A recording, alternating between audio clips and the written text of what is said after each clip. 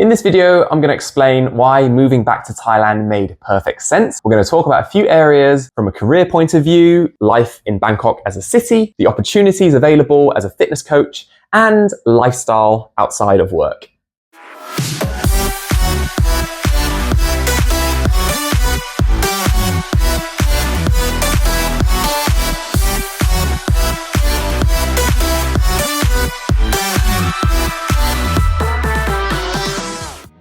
Hi guys, if you're new here, welcome. My name is Matthew. I'm a Thai-British fitness coach. Last September, I decided to leave England and move back to Thailand. I was working in Pure Gym for 1 year. Prior to Pure Gym, I was actually at Base the first time round. So Base is a gym that I know very well. I'm also very, very lucky to have worked there in the first place because they've won numerous awards, including Asia's Gym of the Year and Bangkok's Best Fitness Studio. Base have a very big network of clients who are willing to pay a premium for group classes and personal training services. All the coaches at Base are bilingual. A lot of them have more experience in the fitness industry than I do. Some of the coaches have been in the game for 15, 20 years plus. So for me, it's really important to learn from them and develop my knowledge further as a fitness coach. The same couldn't be said about Pure Gym. It felt like I was actually one of the knowledgeable fitness coaches at Pure Gym, which is not a good sign because if you're the dumbest person in the room, I think that's really good. You're always going to learn. You're always going to challenge yourself even more. On top of that, going to Pure Gym made me realize what a high standard Base deliver their services to. The group classes and the personal training sessions that coaches deliver there are always delivered to the very highest of standards, and this was something which I definitely missed when I was at Pure Gym. Base have been around since 2016, so rapidly coming up to 10 years, and their mantra is and has always been to raise the standards of the fitness industry in Thailand, and it's fair to say they've done that. But anyway, I don't want to make this video sound like a sponsored video. It's not. It's Base have not paid me anything to create this video, but from a career perspective, moving back to Base was the right thing to do. I really enjoy carrying out the sessions at Base when I do personal training, a lot more than when I'm at Pure Gym. You see, Pure Gym is an open gym, which means that when I do personal training sessions, when the gym is busy especially, I have to ask other people using certain bit of kit or equipment whether I can use that. And with one-to-one clients who are paying me good money in Pure Gym, I feel that's not really fair on them. But there's no policy or there's nothing in place, especially in the evening when the gym was really busy, and being back to Base now has just made me appreciate having a lot more space and actually hear myself talk when I am speaking with one-to-one clients. As a business owner or an aspiring entrepreneur, keeping costs and expenses down at Base is possible. The same could not be said at Pure Gym. I think it's not helped by the fact that Pure Gym is based in the UK. The UK is going through a really big cost of living crisis. In Thailand, prices are going up as well. Don't get me wrong, food, transport, everything is not as cheap as it used to be, but I can tell you it's a lot cheaper than the UK. I think the UK has been in a cost of living crisis for the last 3 years. And to be honest, I don't actually see it getting any better, sadly. Being at Base has also allowed me to appreciate how many events that they have. This has enabled me to build up my network, build up relationships with clients and with members of the Base community, and I really enjoyed being able to interact with these people. Sadly, this is something I didn't feel that I always had when I was at Pure Gym. Don't get me wrong, Pure Gym had the events of theirs as well, but it just didn't really feel that there was that real togetherness that there is at Base. The first time I was at Base, for instance, like a lot of people at Base, we flew to Phuket to all attend Spartan. It was a real get together. Everyone kind of pushed each other to go on, and I appreciated having that when I left Base. Working as a freelance personal trainer in Pure Gym, it very much felt at times like I was on my own and there wasn't really events being held so frequently. I'd also like to point out that it's very, very valuable wherever it is you're working, regardless of what industry you're in, if the founder or the business owner of that company is still very much there. At Base, for instance, I've got a really good relationship with the founder. I liaise with him on a frequent basis. He gives feedback on the group classes that I deliver, and I feel like there's a real opportunity to learn and continually grow and develop as a fitness coach at Base.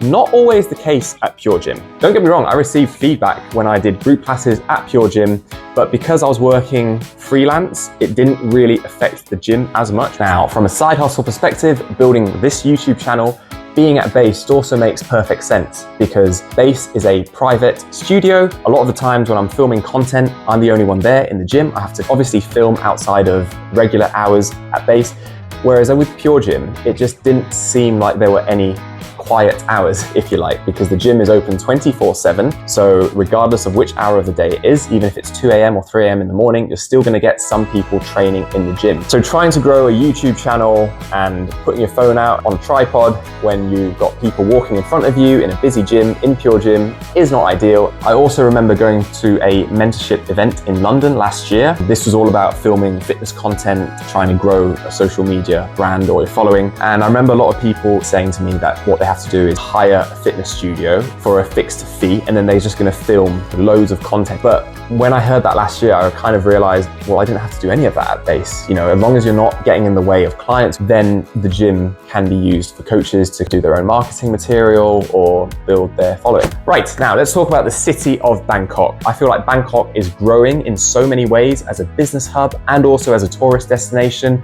Both of those allow more chance for business at base, so there's more clients coming in regularly. A lot of members actually, when they join group classes, don't even live in Bangkok, they're just passing by, but because base have such a good reputation, that is the first gym that they sign up for, even if they're in Bangkok for a few days or a week. Bangkok's got really, really good transport links. Being in Pure Gym, I had to walk half an hour to work. Now for me, when I joined September 2023, this wasn't so bad because I thought I could do it. But then obviously when the winter came round, those walks became a little bit unforgiving and I didn't enjoy it, to say the least. Whereas now I can easily commute to work on the SkyTrain, this overhead train, and getting to work on the SkyTrain is really quick, really convenient. So all base branches are really close to a SkyTrain station. When I visited my sister last year in Spain, she's got a good friend of hers who aspires to live in Thailand. She feels that Bangkok as well is very much on the up and Asia is the place to be. Unfortunately, we both agreed that we can't quite say the same about Europe. I'm sure there are lots of opportunities in Europe,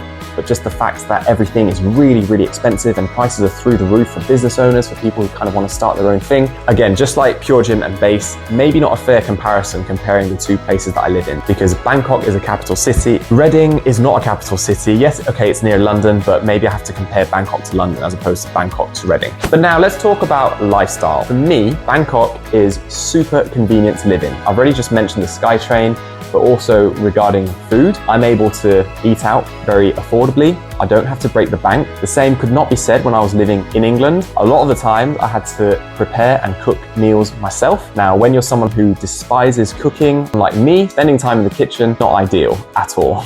There are times when I'm in Bangkok and I still cook, but my motive for doing so is not saving money. It's purely because I want to make sure that I'm eating healthy and I'm getting enough protein, macronutrients, micronutrients in with my foods, because admittedly eating out in Thailand isn't always healthy, especially if you eat out cheaply. Can I just say how delicious the food is? Zesty or spicy, it tickles your taste buds. There's just so much sensation with every bite that I eat with certain restaurants in Thailand. If I'm hungry after one portion, which I probably will be, I can just order more. I can double up, I can order more food without having to worry about finances. Also, social events outside of work. I'm very, very happy with how life is going. So there's a football group which I join every Monday, and the price per person is usually about 100 to 150 baht, whereas in the UK, if you play football for an hour and a half, it's probably going to cost you at least £5, £6, £7. Aside from football, going on a night out is also pretty affordable. There's been times when I've been out on a bit of a mad one at night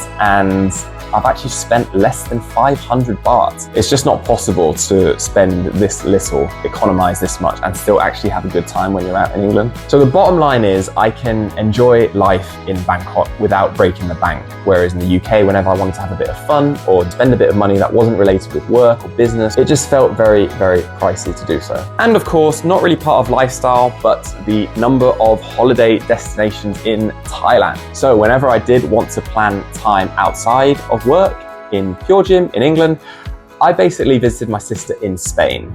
And there were times when I wanted to go somewhere in the area. I would go and visit my granddad, about an hour's train journey away from Reading.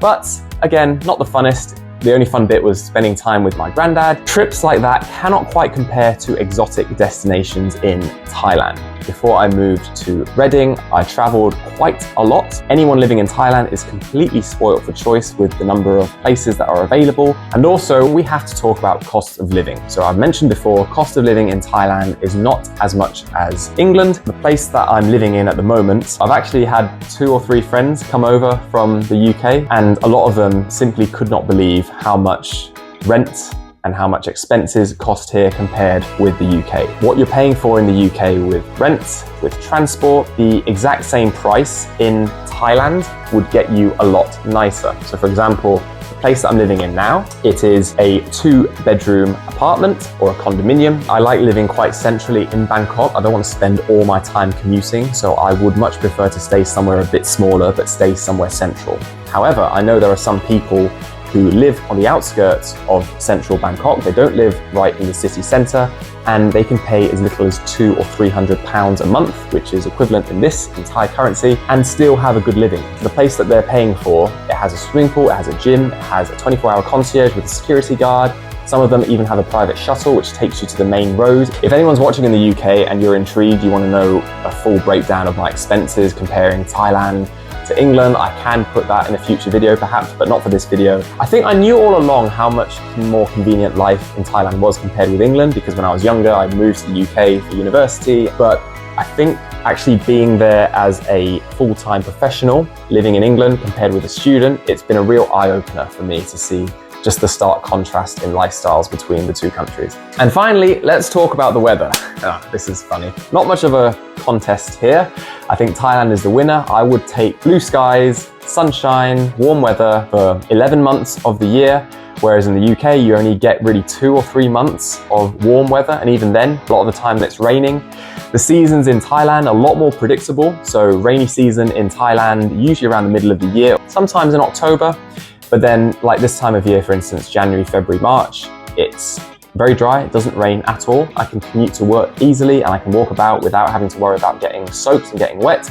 Again, this was a big problem in England. I'd always got soaked and drenched.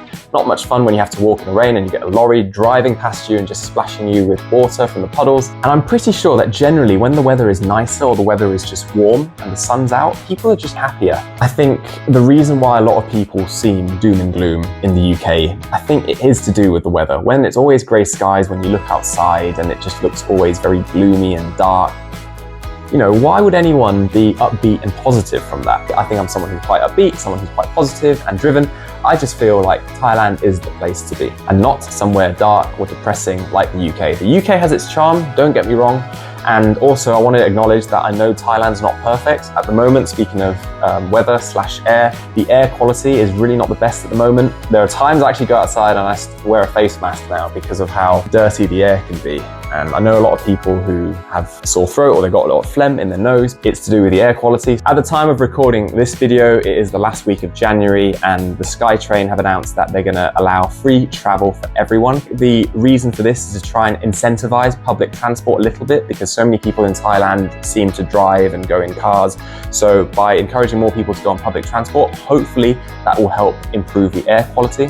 Aside from air quality, my biggest frustration of being back in Thailand is that I am a mosquito magnet. Whenever I go outside and I eat out, especially street food, and I'm sitting down, I am basically a sitting duck. I definitely have to make sure that I prepare a lot of mosquito repellent when I'm out and about. For me, I am just way happier being in Thailand currently than I was in Reading and Pure Gym last year. If you've made it this far in the video, thanks for sticking around. And I know that I've waffled on for a little bit, but hopefully this video has given you a clear indication of why I'm a lot happier in Thailand now. Not often that I release an English video, but occasionally I can express myself a little easier in English, and there are some people in the UK which I'm sure are watching and are wondering what life here is really like.